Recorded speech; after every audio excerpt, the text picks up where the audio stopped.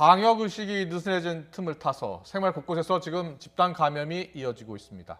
서울 동작구 음식점에서는 탁자 간 간격이 좁고 밀집해 있던 탓에 19명까지 확진이 늘어났습니다. 방역당국은 젊은 연령층이 주로 이용하는 다중이용시설에서 감염이 번지고 있다고 지적했습니다. 현장에 나가 있는 취재기자 연결합니다. 김혜린 기자. 네, 서울 동작구 음식점 앞에 나와 있습니다. 네, 생활시설 곳곳에서 집단 감염이 나오고 있는데요. 그곳 음식점에서도 집단 감염이 나왔죠?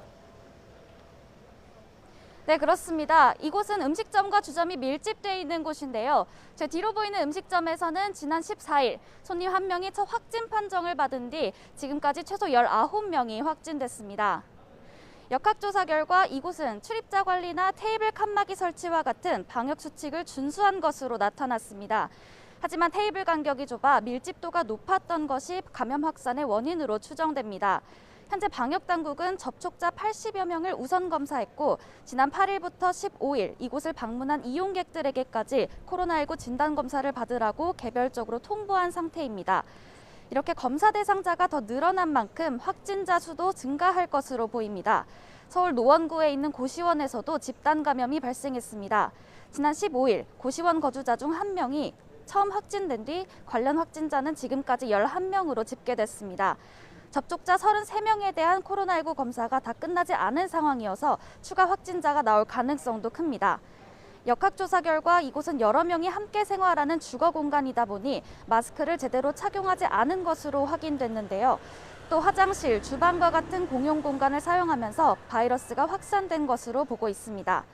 이외에도 강동구에 있는 노래연습장 관련 확진자는 41명이 확인됐으며 성북구 종교시설에서는 지금까지 20명이 감염됐습니다.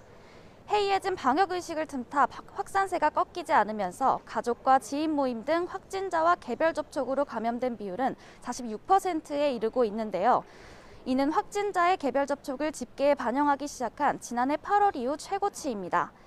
또 지난 한 주간 감염제 생산 지수가 전국 단위에서 0.99인 반면 수도권 지역에서는 1.03으로 3주 만에 다시 1을 넘어 우려가 큽니다. 여기에 5월 가정의 달을 맞아 가족과 지인 간 만남과 모임이 늘어나면서 이동량까지 증가해 방역당국은 더 긴장하고 있는데요. 특히 올해 2월부터 노래 연습장, PC방과 같이 젊은 연령층이 자주 이용하는 다중이용시설에서 집단 감염이 늘고 있다며 이곳 시설을 이용하는 사람들에 대해 주의를 당부했습니다. 마스크를 반드시 착용하고 음식 섭취를 자제할 것을 요청했습니다. 또 시설 관리자와 종사자도 충분한 환기와 소독을 실시하고 이용자들이 안전하게 시설을 이용할 수 있도록 안내해달라고 덧붙였습니다. 지금까지 서울 동작구 음식점에서 YTN 김혜린이었습니다.